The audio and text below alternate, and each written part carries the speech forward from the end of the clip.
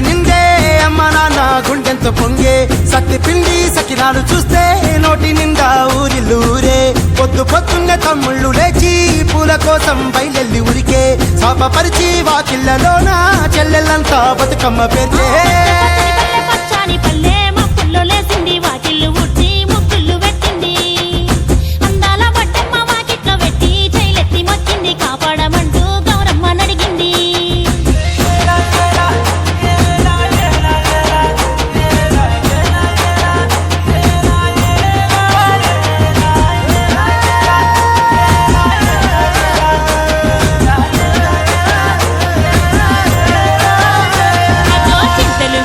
చింత